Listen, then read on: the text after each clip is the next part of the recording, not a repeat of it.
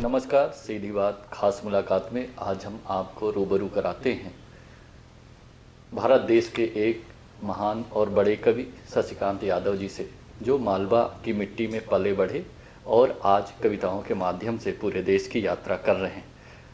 वो सभी रसों के काव्य का पाठ करते हैं, साथ ही मंच का संचालन भी काफ़ी अच्छी तरह से करते हैं। सबसे पहले हमारे news channel MP live news में आपका स्वागत है। नमस्कार, बहुत बहुत धन्यवाद। शशिकांत जी, सबसे पहले हमारे दर्शकों को आप ये बताएं कि आपकी जो कविता की यात्रा है कहाँ और कैसे शुरू हुई? कविता की यात्रा तो 1985 से शुरू हुई थी एक बाल कवि के रूप में। इंदौर में होने वाले एक बाल कवि सम्मेलन में मैंने भाग लिया था। इंदिरा गांधी जी की हत्या पर एक कविता लिखी थी, बस वहीं से यात्रा शुरू हुई। 1985 से जो यात्रा शुरू हुई वो अनवरत अभी तक आप लोगों के आशीर्वाद से, शुभकामनाओं से चल रही है। अगर हम आपके पारिवारिक पृष्ठभूमि की बात करें तो कैसा है? मेरा परिवार सामान्य मध्यम वर्गीय परिवार है और हम लोगों का मूल काम ट्रांसपोर्ट का था। मेरे पूज्य पिताश्री इलेक्ट्रिशियन थे, माताजी गृहस्थ महिला थी और साहित्य को सुनने का संस्कार शुरू से परिवार को था। बस पता नहीं चला कब वो संस्कार मुझ में आ गए और फिर हम कविता सुनते सुनते कविता लिखना शुरू कर दिया, सुनाना शुरू कर दिया और ये यात्रा ऐसे चल पड़ी। परिवार सामान्य परिवार है और स्वस्थ और सुखी परिवार है आज की दृष्टि से। आप सभी जोन में कविता कहते हैं, चाहे वो वीर रस हो, चाहे श्रृंगार रस हो, चाहे हास्य रस हो, लेकिन सबसे ज़्यादा मैंने देखा कि आपको लोग वीर रस में काफ़ी पसंद करते हैं, तो उसका कारण क्या है?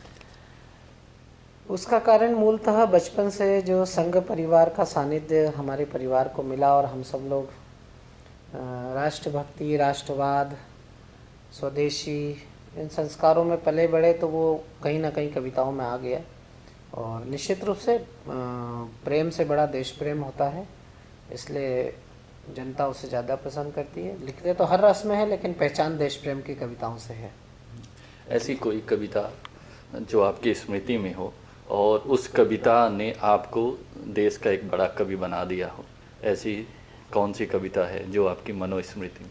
ऐसी कोई पर्टिकुलर कविता तो होती नहीं है, ये तो हमारी तो अनवरत यात्रा चलती है। हर 2 दिन में 3 दिन में एक नई कविता लिखते हैं। लेकिन कोई कविता अक्सर हाँ, किसी न किसी की बात हाँ लोकप्रिय हो जाती है। मेरी बहुत सारी कविताएं लोकप्रिय हैं, लेकिन उनमें से एक कविता है जो हिंदू हो तो हिंदू रहो, जय जय श्री राम को हो, मन की भावनाओं का सम्मान होना चाहिए, हो मुसलमान दो अजान गुंजे आसमान, वतन परस्ती का मिजान होना चाहिए, सिख पंथी हो तो गुरु ग्रंथ को करो प्रणाम, गोविंद सिंह सी राष्ट्र भक्ति शान होनी चाहिए, पर वतन की आन बान शान पे कोई आँच हो तो दिल में सबसे पहले हिंदुस्तान होना चाहिए। ये कविता मेरी बहुत लोकप्रिय हुई। एक कविता मेरी लोकप्रिय हुई थी, मंदिर मस्जिद के खातिर मानव का खून बहाओगे, ये तो फिर बन जाएंगे पर इंसान कहाँ से लाओगे। एक मेरी कविता प्रसिद्ध हुई है कि रहना नाविक सावधान तेरी कश्ती है मझधारों में, पड़ने लगी हैं अब तो दरारें हर घर की दीवारों में। तो समय काल परिस्थिति के साथ जो कविताएं लिखी जाती हैं वो जनता की, चूँकि वो तात्कालिक विषयों पर होती हैं, इसलिए लोकप्रियता तो उनको मिल ही जाती है। वीर रस के कवि हमेशा अपनी कविताओं में भारत पाकिस्तान का जिक्र करते हैं। आपकी भी ऐसी कोई एक कविता है जिसमें भारत पाकिस्तान का जिक्र है? वीर रस के कवियों में केवल पाकिस्तान का जिक्र होता है ऐसा नहीं है। पाकिस्तान चूंकि अमूमन लोग कमी नहीं, बिल्कुल सही है आपकी बात भी। उसका कारण ये है कि पाकिस्तान हमेशा भारत के खिलाफ कुछ ऐसा काम करता रहता है जिसके खिलाफ हम लोग कविताएं लिखते हैं और इसलिए भारतवर्ष के लोग उस कविताओं को पसंद करते हैं। एक प्राय टिप्पणी भी हम वीर रस के कवियों पे होती है कि अगर पाकिस्तान नहीं होता तो हम देशभक्त होते कि नहीं होते। लेकिन उस टिप्पणी का जवाब मैंने दिया है कि अगर हम देशभक्त होते तो दुनिया में कुछ भी होता, लेकिन पाकिस्तान नहीं होता। तो कहीं ना कहीं हमारी देशभक्ति कमज़ोर पड़ी 1947 में, जिसके कारण पाकिस्तान का निर्माण हुआ। लेकिन आज स्थितियाँ ऐसी नहीं है। आज बहुत सारे विषय हैं, सैनिक हैं, देशभक्ति है, समर्पण है, त्याग है, बलिदान है, महंगाई है, नारी उत्पीड़न है, नारी रक्षा है, नारी आत्मसम्मान है, बाल उत्पीड़न है। बहुत सारे ऐसे विषय हैं देश के सामाजिक सरोकार से जुड़े हुए जिन विषयों पर देशभक्ति के कवि कविताएं लिख रहे हैं और उनकी कविताएं सुनी जा रही है। तो हम लोग भी अमूमन पाकिस्तान के खिलाफ तो कविताएं पढ़ते हैं, लेकिन अन्य विषयों पर भी कविताएं पढ़ते हैं। राम जन्मभूमि का आंदोलन आप देखें तो पूरा कवियों पे आधारित रहा। आज 500 साल का जो संघर्ष था, 5 सदी लग गई, 21 पीढ़ी खप गई, उस आंदोलन को उसके गंतव्य तक पहुंचाने में कविता का महत्वपूर्ण योगदान है। तो कविता इस तरह से, कभी श्रीनगर में लाल चौक पर झंडा फहराने की चुनौती आतंकवादियों की हो तो कविता में वो विषय आता है, राम जन्मभूमि का विषय आता है, पाकिस्तान का विषय आता है।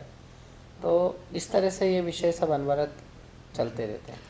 वीर रस के कवि देशभक्ति से काफ़ी ओतप्रोत होते हैं जी। और देश के लिए उनके अंदर जो जज्बा और जुनून होता है शायद अन्य कवियों की अपेक्षा उनमें सबसे ज़्यादा होता है। कवि हमेशा मुखर होते हैं, चाहे वो भारत पाकिस्तान के विषय को लेकर हो या देश के सत्ताधीशों को लेकर हो। अगर देश के सत्ताधीशों ने देश में कुछ गलत किया है तो हमेशा कवि मुखर होकर उनका विरोध किया है। तो हम वर्तमान सत्ता के परिप्रेक्ष्य में या परिदृश्य में आपसे जानना चाहेंगे कि जो सत्ता देश में काबिज है वो देश के अनुकूल है या प्रतिकूल?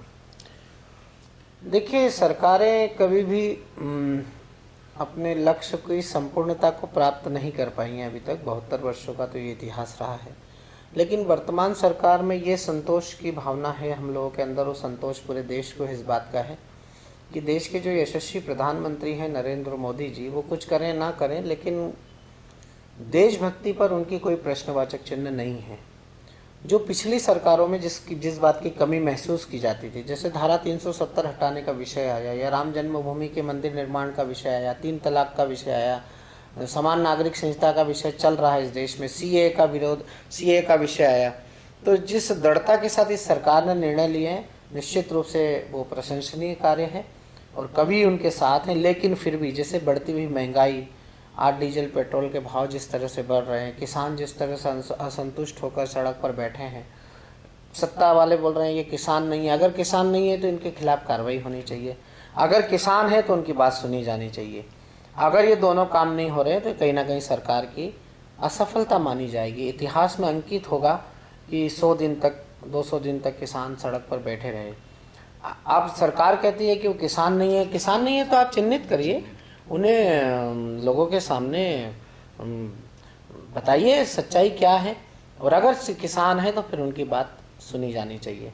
अब चूँकि मैं किसान नहीं हूँ इसलिए बहुत ज़्यादा मुझे इस विषय में अध्ययन नहीं है, लेकिन फिर भी जो थोड़ा बहुत मैंने विधेयक पढ़ा है या लोगों से समझा है, सरकार प्रयास कर रही है, लेकिन कुछ बीच के लोग हैं जो सरकार और किसान के बीच में एक भ्रम पैदा करने की कोशिश। तो ये भी, इन सब चीज़ों से भी निपटना सरकार का काम है। और इस समय जो सबसे बड़ा, मैं अभी भी टीवी देख रहा था, आज ही सोयाबीन का तेल 5 रुपये महंगा हो गया, पेट्रोल डीजल जिस तरह से महंगे हो रहे हैं, तो कहीं ना कहीं इससे हमारे जनमानस पे इन सब चीज़ों का प्रभाव पड़ता है। मैंने लिखा था और आज शायद ये पंक्तियाँ सार्थक हो रही हैं कि कैसा सूरज उगाया आपने विकास का, की झोपड़ी का टिमटिमाता दीप भी बुझा दिया, हंसने हंसाने की तो बात गुमसुम हुई, नॉन तेल लकड़ी के भाव ने रुला दिया, सारी दुनिया ने उंगली उठाई आप पे तो आपने तो देश को अंगूठा ही दिखा दिया, कैसी योजना बनाई बड़ी रोज महंगाई, गरीबी मिटाना थी गरीब को मिटा दिया। तो ये सरकारों का काम है, सरकार में बैठे हुए लोग को इसकी चिंता करनी चाहिए। और हम कवि हैं, हमारा काम है जनता की आवाज़ को बुलंद करना। हमारा और आपका काम एक सरीका है, आप पत्रकारिता के माध्यम से उठाते हैं, हम कविता के माध्यम से उठाते हैं, लेकिन निश्चित रूप से सरकार को ये काम करना चाहिए। कुछ मोर्चों पर सरकार ने निश्चित प्रशंसनीय कार्य किया है, हम उसकी प्रशंसा करते हैं, लेकिन जिन मोर्चों पर हमें अपेक्षा है, समाज को अपेक्षा है, देश को अपेक्षा है, उसकी भी चिंता सरकार को करनी पड़ेगी। क्या बात। अभी हमारी बात वीर रस के एक बड़े कवि जो ख्यात हैं उनसे हुई और वर्तमान परिदृश्य के बारे में भी उन्होंने बताया कि कुछ काम सरकार ने अच्छा किया, लेकिन कुछ काम में भी उन्हें और गौर करने की ज़रूरत है, क्योंकि उसका हल सरकार को ही निकालना है। क्योंकि लगातार 100 दिनों से ज़्यादा भी लोग किसान अनशन करते रहे और सरकार ने उसका उचित समाधान नहीं निकाला, तो वो भी समाधान सरकार को ही निकालना है और सरकार को इस ओर भी ध्यान देना चाहिए। आगे भी हम शशिकांत यादव जी से रूबरू कराते रहेंगे और इनकी अपडेट्स आपको पहुंचाते रहेंगे। तब तक के लिए धन्यवाद।